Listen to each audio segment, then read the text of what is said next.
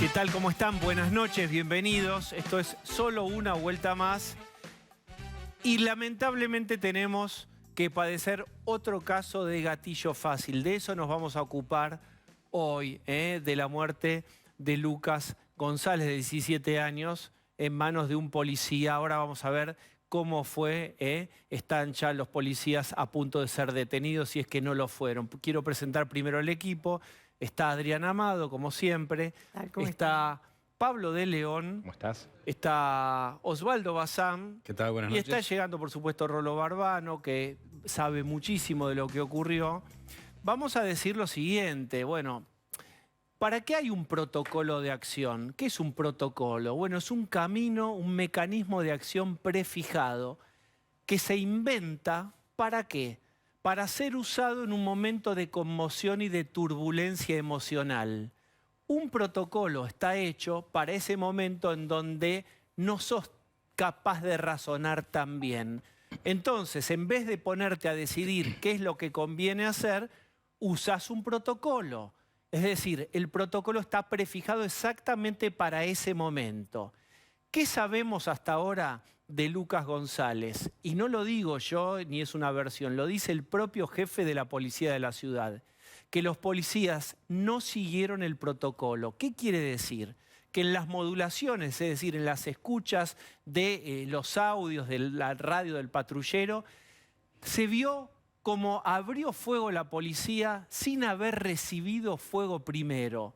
El protocolo dice que la policía, aún estando de civil, tiene que decir alto, policía, tiene que mostrar las credenciales y solo si recibe fuego puede contestar con disparos. Todo esto es lo que no ocurrió en el asesinato de Lucas González. La primera cuestión entonces es mala actuación de la policía. ¿Y quién lo dice? El mismo jefe de la policía. Vamos a comunicarnos. Está Martín González desde Florencio Varela, el Hospital El Cruce. Martín, te escuchamos. ¿Cómo estás, Diego? Buenas noches.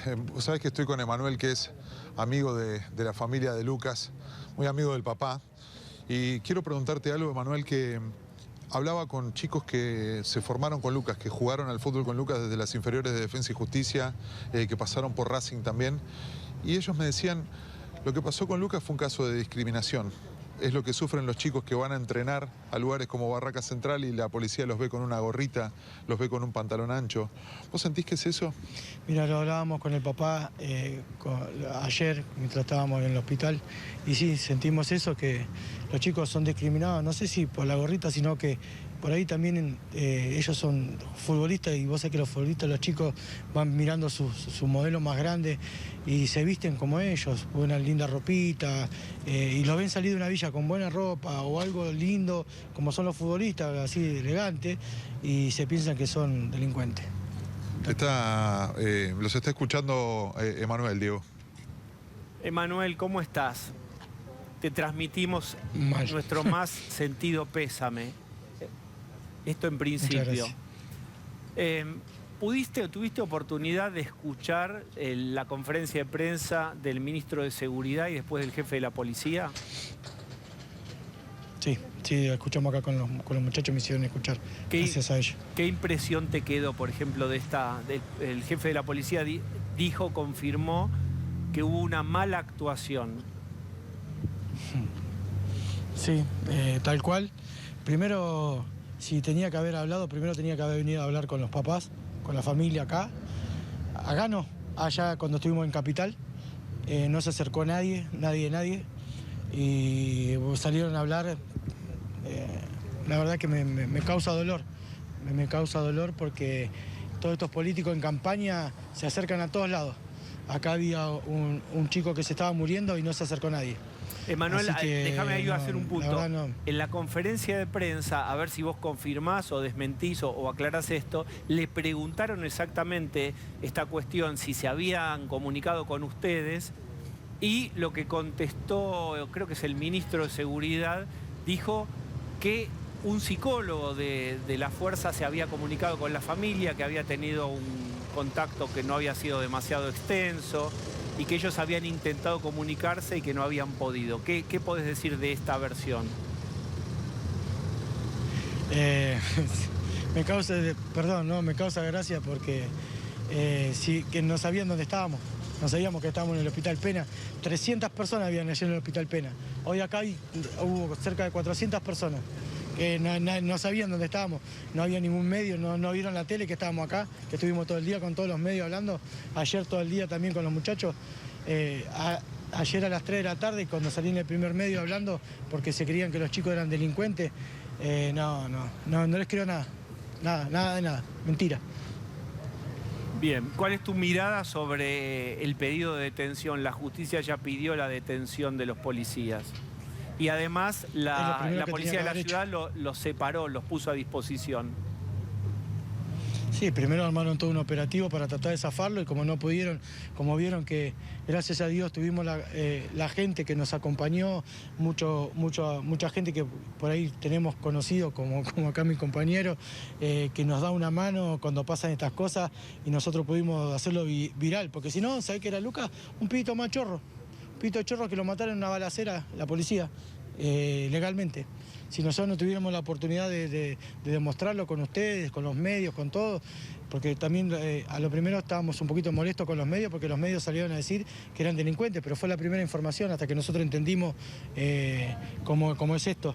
Y ahí recién cuando ustedes volvieron todos volvieron y se ratificaron que no era así. Si vieron ustedes mismos, vieron en realidad lo que pasaba, cómo era Lucas, cómo fue su vida. Es su corta vida, porque la verdad es que este hijo de puta le sacó una corta vida. Ahí recién la gente se dio cuenta, como mostraron, escuchamos los audios hace un rato, de la policía, cómo mentían, ya no se pudieron tapar y ahí recién salieron a hablar. Porque ayer no salió a hablar ni el ministro de Seguridad, ni vino nadie, ni nada por el estilo, ni un juez, ni un fiscal, ni nada. Acá estamos solos. Pasamos más de... Ayer fue a la 1 del mediodía y son las 10 de la noche y acá no vino nadie, ni acá ni allá. Emanuel, ¿podés contar tu versión, lo que vos sabés de cómo fueron los hechos? Sí, los chicos salían de entrenar 9:30 porque había una práctica de fútbol donde se prueban jugadores, entonces fue una práctica más corta. Los papás y los compañeros de Lucas salieron todos juntos porque salen de ahí de Barracas, es una zona bastante jodida. Lucas normalmente no viajaba con estos chicos, sino porque estos chicos se fueron a probar y uno de los chicos llevó el auto del papá que le prestó para ir a probarse ahí a Barracas.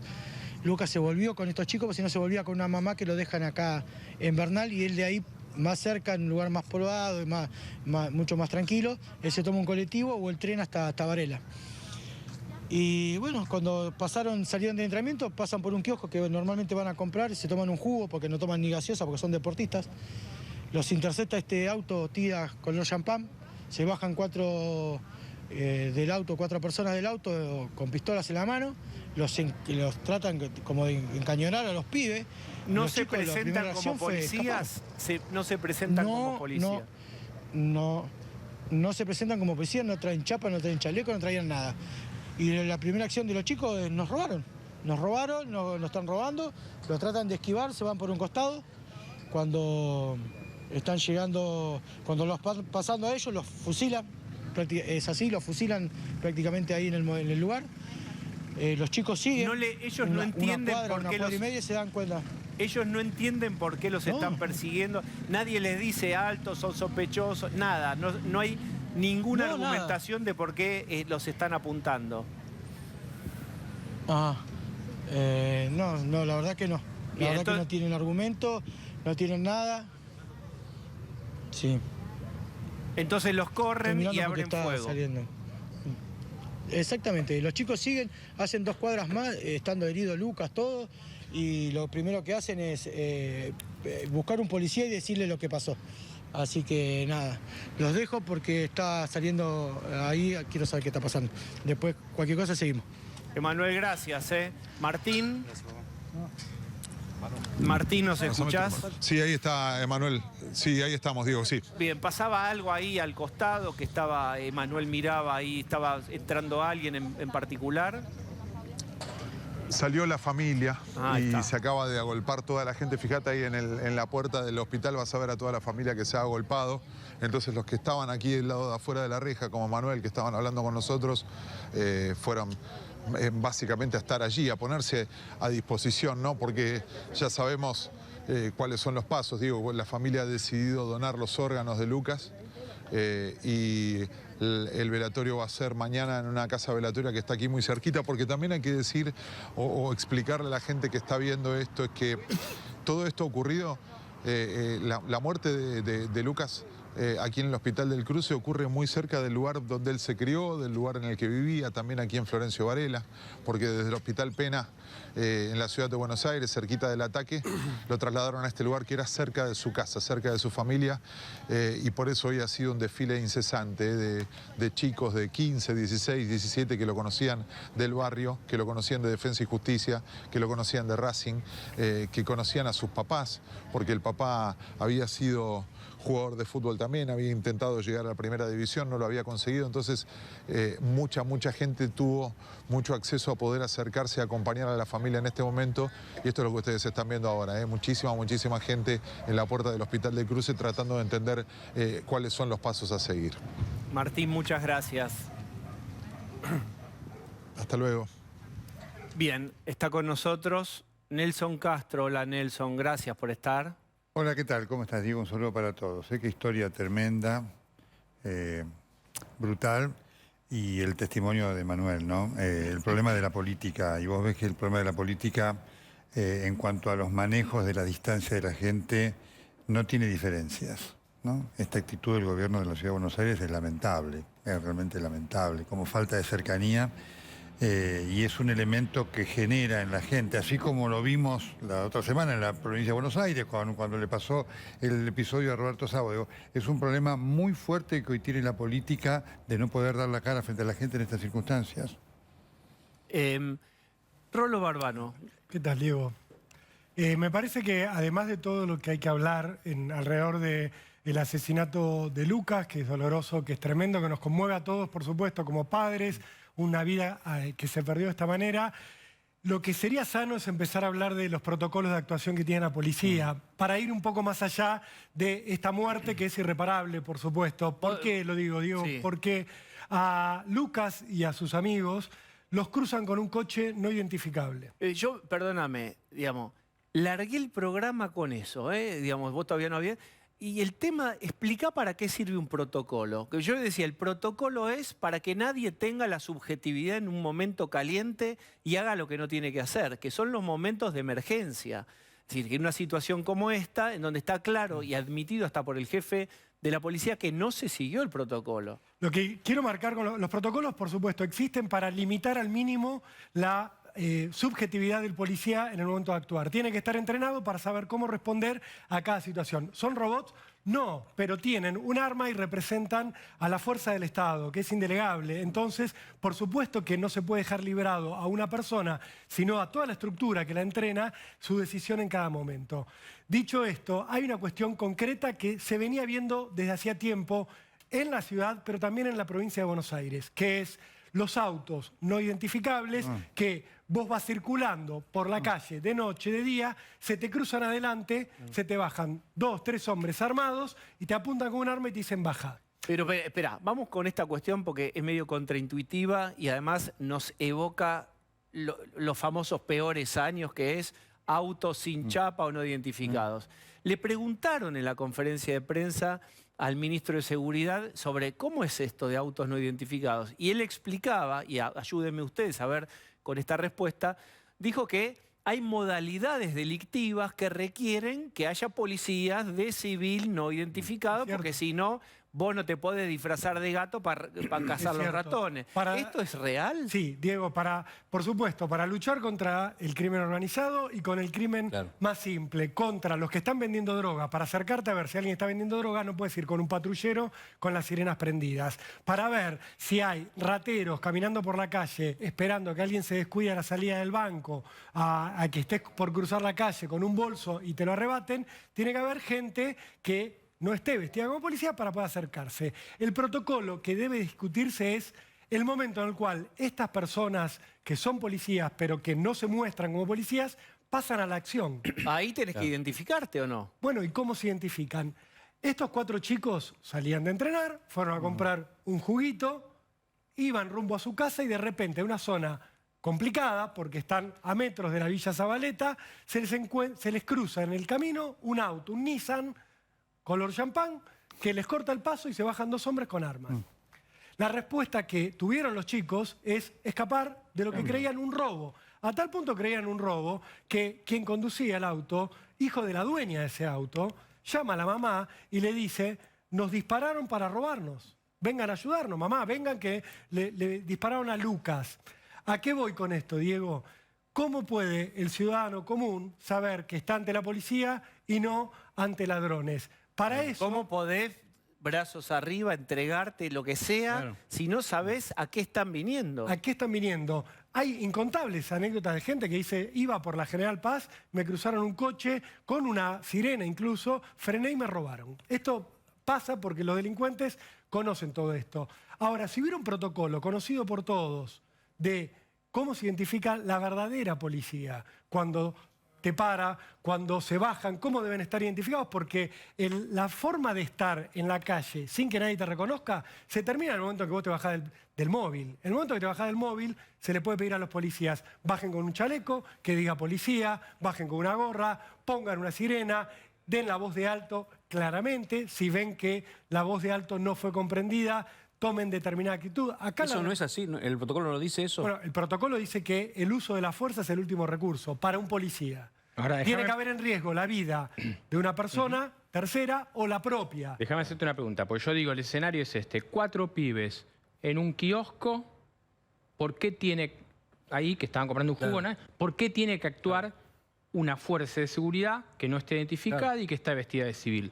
Yo lo que te digo es, en otra circunstancia, que un policía patrullando con su uniforme, vea una situación sospechosa, puede acercarse más allá de que acá estamos viendo que claramente había una cuestión de vincularlo, porque eran vestidos de tal manera porque eran chorritos. Acá claramente una cuestión de discriminación. Pero digo, acá no había ninguna razón por la cual actuara este escuadrón. ¿Cuál es el argumento que ellos tienen para hacerlo? Tiene razón, Pablo. Que los vieron sospechosos, porque estaban cerca de la Villa Zabaleta y pensaron que, como habían salido, según la policía, porque tampoco era cierto, de la Villa Zabaleta eran sospechosos. Ahora, ¿qué podría haber hecho la policía? 2 cosas, y con esto digo, te doy paso. La primera, chequear la patente del auto al que iban a detener. Esto es trabajo policial básico. ¿Qué hubieran descubierto? Que el auto no era robado. Ya era un primer indicio para saber cómo actuar. No lo hicieron, evidentemente, porque el auto, insisto, estaba a nombre de la mamá de uno del chico que manejaba, que además tenía la cédula azul en regla. Primer punto. Y segundo punto, si la policía tiene dudas y cree que puede haber una situación confusa a las 10 de la mañana en Vélez Sarsfield e Iriarte, puede pedir refuerzos, puede continuar siguiendo este auto y pedir un patrullero que se acerque, como finalmente ocurrió, digo, porque a las 5 cuadras de estos disparos de la policía apareció un patrullero y ahí los chicos frenaron. Ahora te voy a preguntar, pero primero quiero hablar con Nelson. ¿Qué crees vos? ¿En qué andaban estos policías? ¿No? Si tenés alguna hipótesis. Yo tengo alguna, pero no quiero ir despacio, ¿no? ¿Qué pensás vos, Nelson? Bueno, es muy importante, interesante, y con esta explicación tan buena que daba Rolando, escuchar el audio. Cuando vos escuchás el audio, vos decís, ¿estos son policías? Vos escuchás un audio de gente con un lenguaje, con un tono, que además da la impresión, vos decís, si esto lo escuchás en alguien común, decís, ¿tomó algo? ¿Está bajo los efectos de algo y demás? Bueno, a ver, tenemos el audio, a ver. Señor, veníamos recorriendo a la altura de Luna y Iriarte, observamos este masculino que estaba realizando maniobras evasivas ante el tránsito, ¿sí? Al colocarlo atrás notamos la presencia de 4 masculinos, ¿sí? Entonces, al pasar la altura de Vélez Sarsfield, intentamos detener la marcha.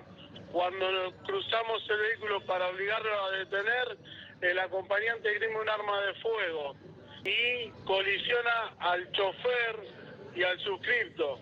Y ahí se continúa el procedimiento. Bueno, ahí hay un elemento. Aduce que sacaron los pibes un arma de fuego. ¿Y había arma de fuego en el auto? No. Y lo que vos acabas de escuchar es un relato mentiroso. Nelson marcaba incluso el tono de voz con el que habla este hombre, que ya es preocupante, exactamente. porque es un oficial de policía. Pero ahí hay una lista de mentiras. Movimientos evasivos entre el tránsito. ¿Qué es movimiento evasivo, Diego? Si me cambio de carril sin poner la luz de guiño, entonces me van a disparar. ¿Soy sospechoso? Esto es una primera mentira. La siguiente mentira, nos embistieron. No los embistieron, estaba hablando, les pasaron cerca, pero ellos respondieron disparando. O sea, no existió tal embestida. Y luego dicen, mostraron un arma de fuego. La policía dice que en el auto había una réplica de un arma de fuego. Que encontraron, no, si digo un arma de juguete, para que se entiendan los que defienden mucho el accionar policial con celo, van a decir, bueno, no es un arma de juguete, es una réplica. Perdóname, Rolo. Santiago Martela está en directo, creo que están los familiares allí. Santiago, te escuchamos. Diego, buenas noches. Van a hablar los papás de Lucas. Simplemente agradecerle de todo corazón lo que provocaron ustedes, mi gente, toda esta gente, la multitud que tengo. Somos gente humilde, como lo hemos repetido una y mil veces ante todas las cámaras. Agradecimiento, no tengo palabra para agradecerle a ustedes, a la prensa. Le doy un aplauso yo a ustedes.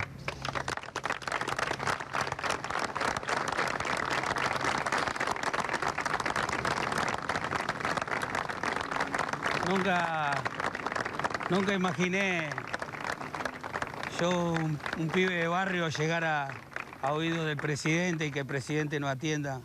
Gracias al señor doctor Alberto. Acá en mi municipio, al hospital, 20 puntos, de 10 estrellas tuvo mi hijo. Nos faltó la frutilla del postre, que era llevarlo para casa.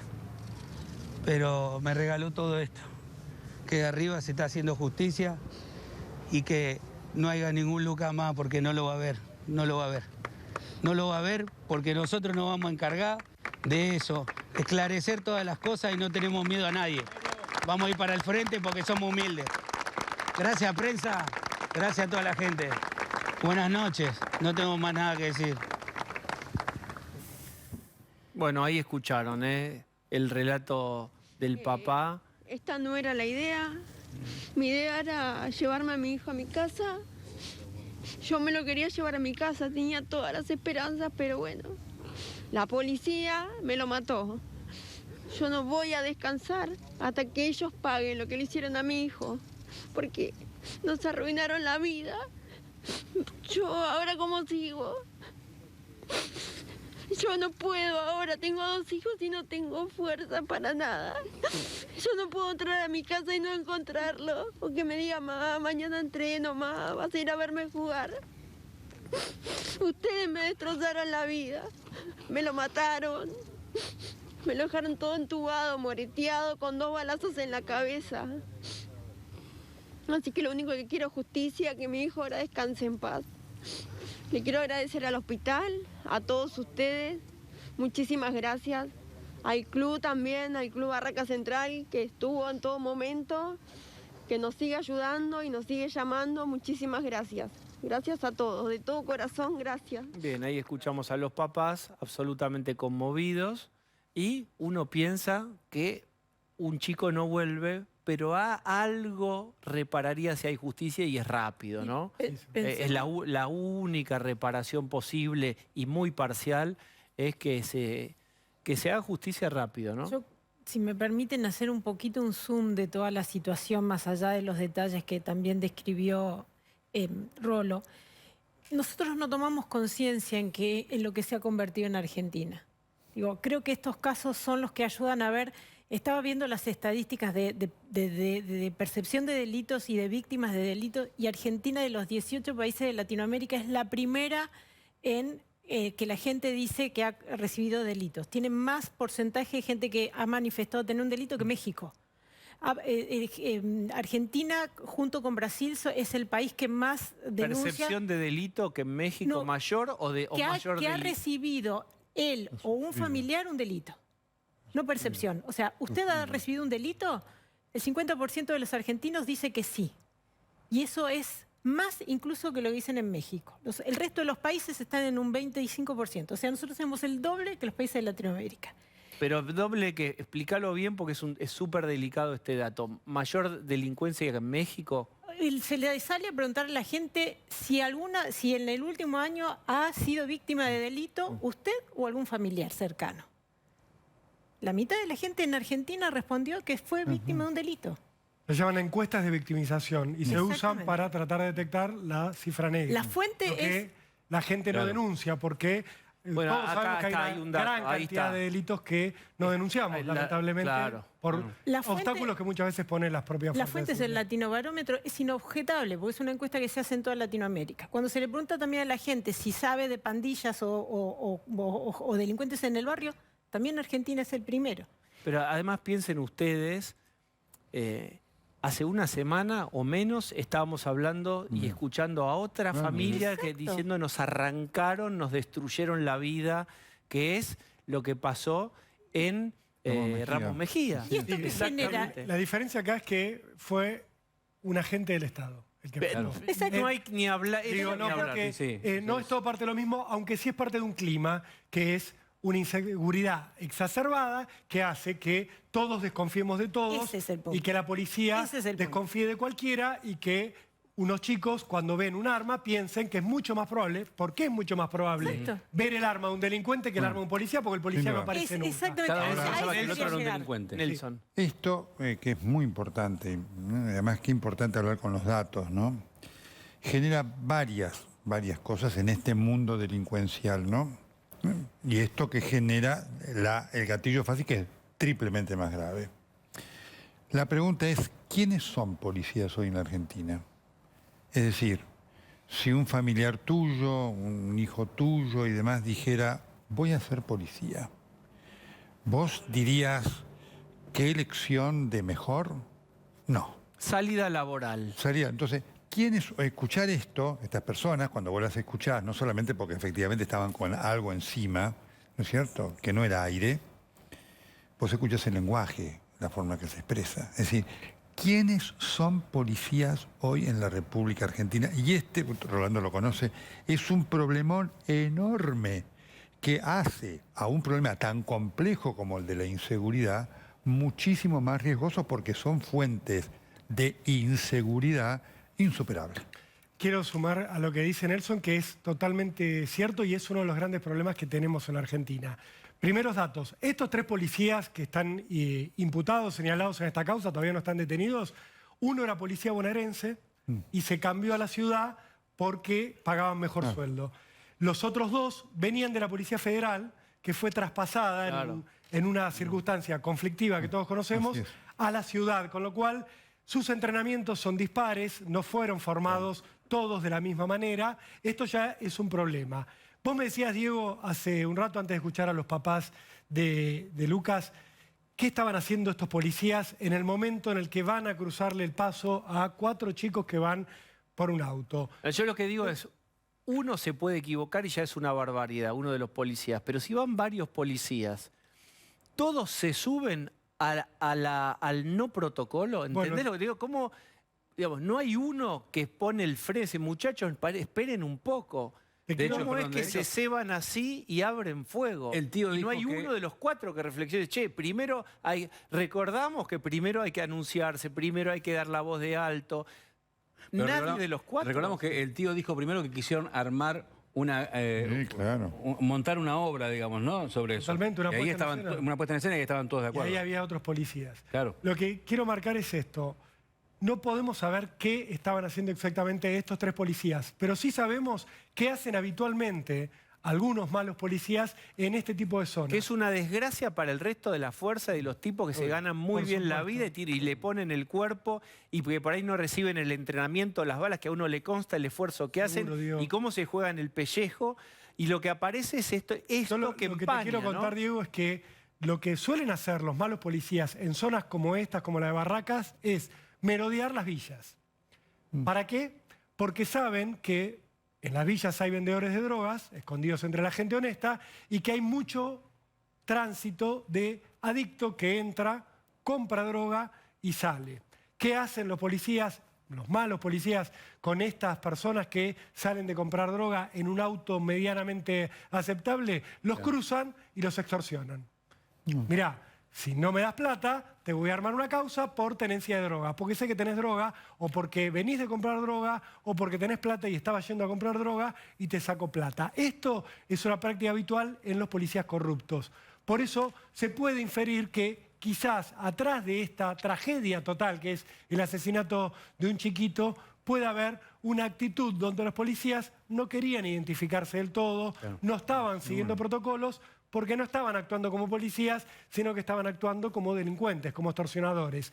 Te lo cuento como la práctica habitual de conocer la calle y de conocer que esto suele pasar, y a veces entonces, son las explicaciones que encontramos a es una cómo hipótesis. hicieron todo tan mal, Diego. O sea, la hipótesis no es que hicieron todo tan mal porque lo olvidaron o porque son malos policías.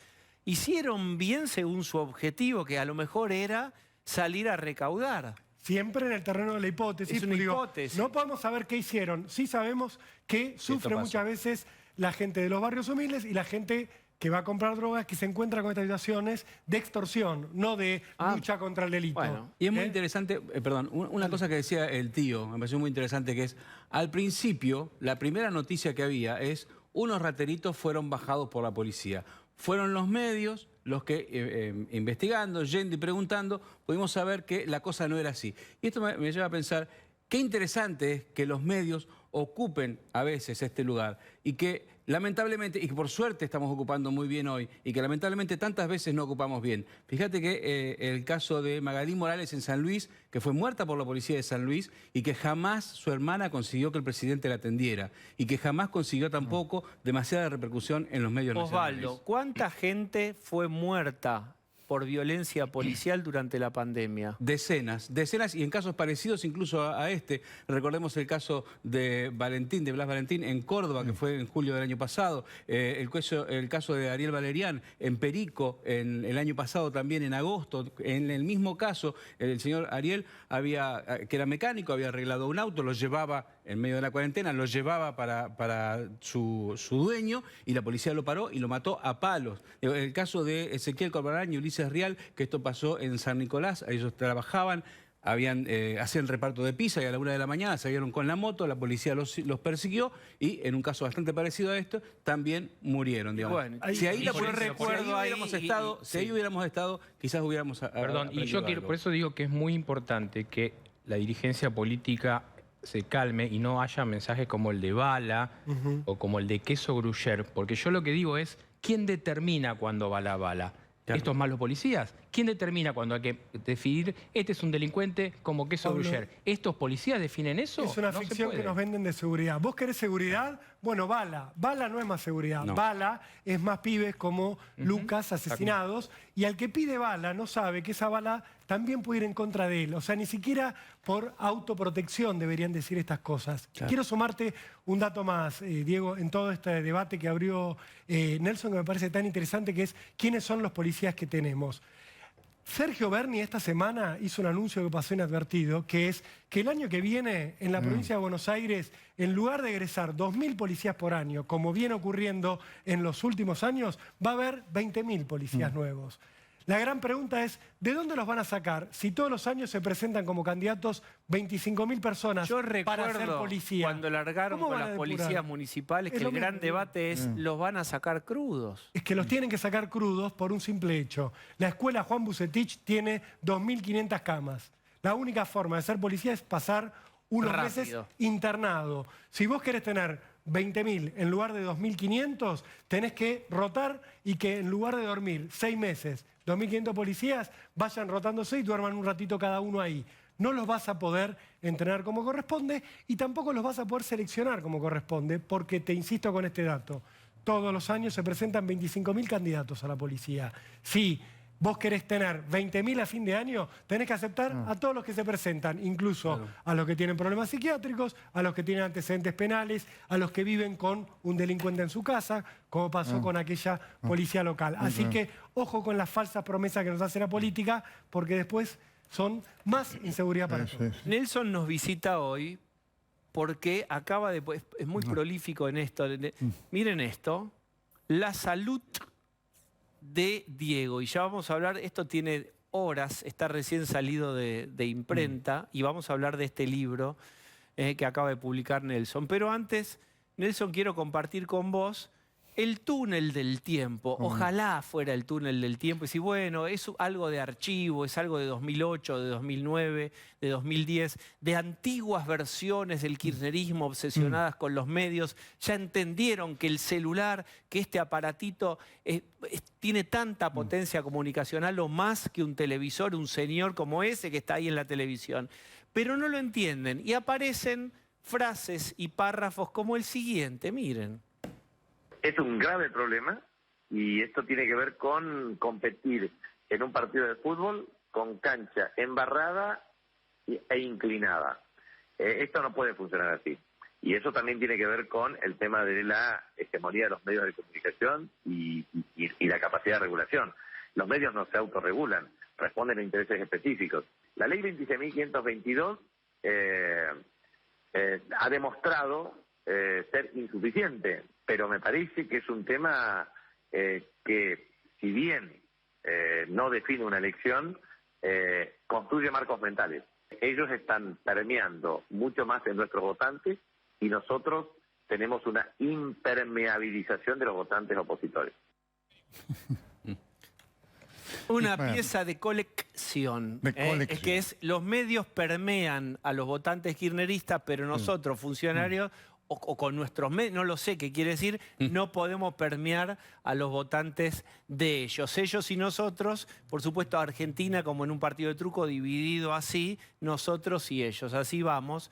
Sigue con eso, Capitanich. Bueno, y mientras siga con eso, digamos, él pudo ganar en Chaco porque además hay una maquinaria mediática en los Chacos. Bastante impermeabilizado. Mamita, lo que manejan, la plata que ponen y más. Esto es el kirchnerismo, digamos. El kirchnerismo, yo cuando digo el kirchnerismo es una desgracia, porque afecta a la mente de las personas y produce estos razonamientos que son absolutamente ilógicos. Pero, ¿esto lo cree de verdad, Capitanich? Digamos, especulemos. ¿De verdad lo cree? Perdón, Diego. Estos conceptos incluso están defendidos por ciertos académicos, por ciertos funcionarios que ocupan roles importantes en los organismos que se supone que están para velar por los derechos de la información de los ciudadanos. Pero esto no es tipo año 67, Berger y Luckmann, la construcción social de la realidad, donde no existía ni internet. Como leer el Pato Donald, como leer el Pato Donald, un libro también de esa época. Leer el Pato Donald. Bueno, vos me preguntabas lo de Capitanich, yo te decía. Capitanich está convencido es posible. de esto. Y él, el día que tomó el diario y lo rompió, lo hizo convencido, lo hizo como un acto de fe, lo hizo como un acto de rendirle examen a la jefa del movimiento y decirle, yo soy capaz de hacer eso. Fue capaz de hacer que esto, lo que hizo, lo recordamos. Después se arrepintió, Por lo tanto, esto, hay que hacer esto, porque es falso.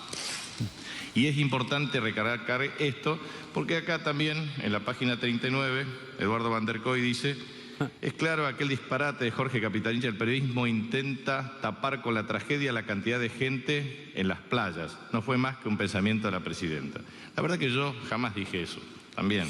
Yo lo único que dije es, todo esto es basura, todo el tiempo es mentira y basura. Por eso es importante que el pueblo argentino sepa quién le miente. Bueno, imagínate vos que una foto periodística hoy no pegó como pegó la foto de Olivos, que no fue, la sacó un fotógrafo de Clarín, esa foto. Pero bueno, seguimos, Nelson, con antiguos discursos. Otra vez son los medios. Es que el kirchnerismo es así, esto obviamente es producto de la derrota. La derrota del kirchnerismo pudo haber dicho, hicimos mal las cosas nosotros. El kirchnerismo necesita construir un enemigo para tener épica. Entonces se van acabando los enemigos, son 2 o 4. Y los medios tenemos que entrar ahí. Así que tendremos 2 años de pasado. Porque el kirchnerismo es una vuelta al pasado. Lo demuestra todos los días. Bien, sensación hay sensación telefónica y debe ser el teléfono. ¿Aló? Hola, soy Facundo Mares. Hola. ¿Cómo estás, Diego? Muy Buenas bien. noches. Muy bien, Facundo. Debo confesarte que me siento un poco traicionado por vos. ¿Qué hice? ¿Qué hice No me de gusta mal? tu invitado, representa un peligro para el país, pero sobre todo para mi carrera de escritor. ¿Por qué? Ah, porque es neurólogo también. Sí, estás todo el tiempo publicando libros sobre salud. Me quiere fundir. Que la salud de Cristina, a quien yo operé y conozco muy bien su cerebro. No. ¿Operó o diagnosticó del hematoma No, subdural? Nelson diagnostica a distancia. Yo estuve ahí. Ahí está. ¿Cómo Yo es estuve eso? ahí. Conozco ese laberinto. También sobre la salud de los papas, ahora la salud de Diego. Nelson, ¿quién sos? El Harry Potter de la terapia intensiva, por favor. Deja algo para los demás. Y no te rías porque esto es serio. Mis libros sobre neurociencias, por culpa de este señor que tenés ahí sentado, Diego, poco a poco están siendo relegados en las mesas de saldo porque en las vidrieras solo hay lugar para los grandes libros de Nelson Castro sobre famosos. Pero yo el otro día escuché que Alfonsín, Raúl Alfonsín, reivindicaba las neurociencias. Hola, soy Facundo Manes, así es. Soy el auténtico hijo de Alfonsín, no Ricardito Alfonsín. Ahí está. Sí. Con la neurociencia, ¿se come, se cura y se educa? Con la neurociencia se come, se cura y se educa, desde luego. Desde luego. Pero ¿sabes qué? ¿Qué? Tengo un libro sobre Nelson Castro. Ah, bueno, ¿cómo es? Bella Neurona se llama. Y es un análisis profundo sobre su vida de excesos y su profunda oscuridad mental. Su obsesión casi freudiana con Cristina Kirchner. Su tendencia suicida. Fue a Chernobyl, fue a Venezuela. Es verdad. Hasta hizo la ruta del dengue en la triple frontera. No, y cuando fue a la cápsula del Apolo. Todo. Evidentemente este hombre está intentando terminar con su vida. Hay que detenerlo. Hola, soy Facundo Manes y vengo del futuro como Terminator. Gracias, Facundo. Me vuelvo a mi planeta que me necesita. Muchas gracias, Facundo. Bueno, yo quiero decir esto, vamos a una tanda. Después yo quiero que hablemos de esto. Uno cree, digamos, que por el mero hecho de haber vivido ya unos cuantos años sobre el planeta Tierra y sobre Argentina, sabe todo de Maradona. Y uno ve este libro y hay tantas cosas que uno no sabe. Y Nelson accedió a historias clínicas, incluso de cuando no existía la digitalización. Es decir, uno puede googlear, pero Google larga más o menos en el 90 y pico. Más para atrás no llega, salvo que alguien lo haya digitalizado. Hay mucho trabajo muy impactante acá. Vamos a hablar de eso después de la tanda. Dale.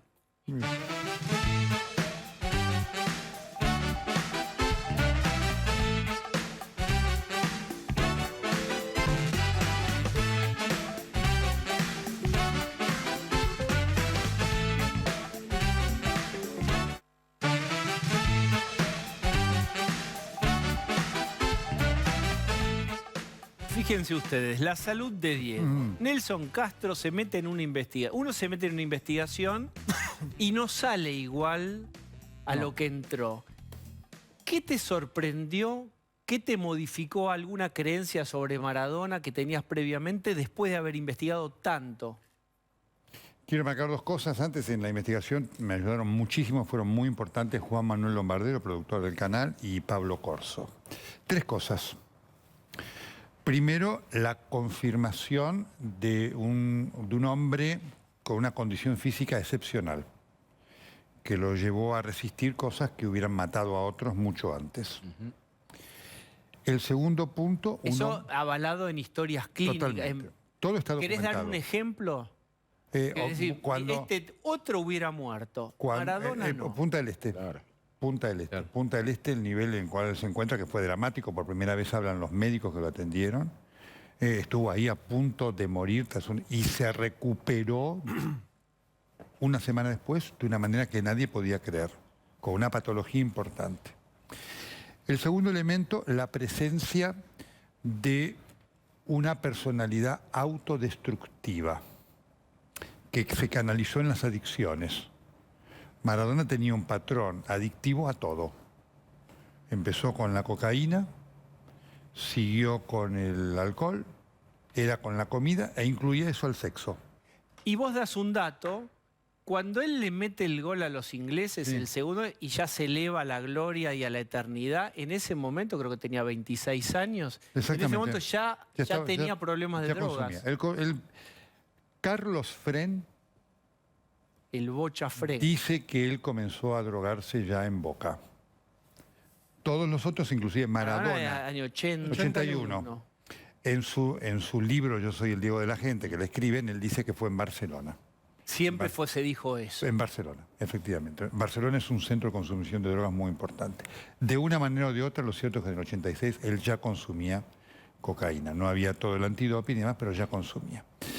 Y el tercer punto, digamos, que impacta es el dramatismo de las instancias que se vivieron, de las cuales el público en general no tuvo conocimiento, incluyendo Punta del Este. El relato que nosotros tenemos de Punta del Este... Ustedes tienen ahí, que para mí es la novedad también, el testimonio de los médicos, muchos que nunca habían hablado, con vos hablan y con tus investigadores hablan. Efectivamente, médicos que la pasaron muy mal. Él era un paciente muy difícil, a una gran cantidad, a uno de los médicos más importantes de su vida, inclusive Maradona nunca les pagó. Era un paciente dificilísimo. ¿Nunca les pagó porque ya era una promoción lo suficientemente importante para el médico? No te creas, porque obviamente había toda una situación de él que era una personalidad, Maradona tenía un yoísmo impactante. ¿No es cierto? Te lo dicen sus médicos, él creía que efectivamente era el centro del mundo y todo lo demás no importaba. Y eso fue un elemento tremendo. Y el tercer elemento, cuarto, es la catastrófica composición de sus entornos. Sus entornos fueron, que los elegía él, sus entornos fueron realmente malos en la mayor parte del tiempo de su vida y por supuesto en la parte final fueron desastrosos. Una pregunta, yo no soy un diególogo, pero uno lo ha escuchado tantas cosas. Lo único que yo no entiendo de la historia de Maradona es que ha sido un tipo muy querido por sus padres, con mucho apoyo emocional. En general uno ve, no es condición siempre, pero las adicciones fuertes se alojan en grandes agujeros emocionales, en grandes faltas.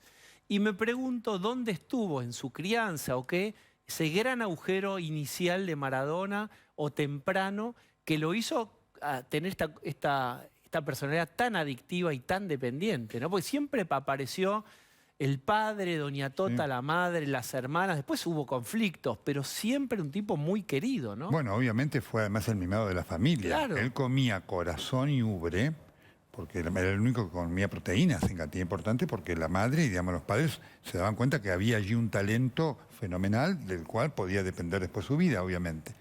Es verdad lo que vos decís. Lo que ocurre es que después Maradona, y eso él lo expresa, que tenía una enorme necesidad afectiva, tuvo falencias en cuanto a manejar sus afectos, ¿no es cierto? Y eso le generó una soledad que no pudo compensar en su vida. Lo único que obviamente, por eso él en el final de su vida, sus padres los adoraba y los extrañaba. Así que ahí no tuvo ninguna falencia. Él dice, no me acuerdo a quién cuenta, cuando ya murió Maradona, ya muerto Maradona, que Maradona ya en ese último momento, muy triste, con una depresión que ya no lo podían ayudar, parecía, decía, yo quiero ir con papá y mamá. Sí. Era un elemento permanente. En los últimos momentos de su vida, él tenía esta mención y también una mención en sus sueños a Claudio Villafañe. Así que una vida tremenda, que realmente médicamente está contada con una profusión de detalles que permiten entender lo que le pasó y sobre todo permiten entender el final. Y con una cantidad de detalles, uno larga el libro y ya contás, y este dato solo lo doy, no voy a spoilar todo el libro, a los 2 años ya se cae en el pozo ciego de su casa tan precaria en Fiorito, y todas las privaciones en un piso de ladrillos, 2x2, y toda esa historia de resiliencia cuando ni siquiera existía la palabra resiliencia o se usaba. Nelson, te felicito por este libro. Aquí lo tenemos y te agradezco por tu presencia aquí como siempre. Gracias en nombre de, insisto, Juan Manuel Bardero y Pablo Corso que me acompañaron. Gracias a todos ustedes que son siempre tan afectuosos. Bien, vamos a hacer una tanda, dale.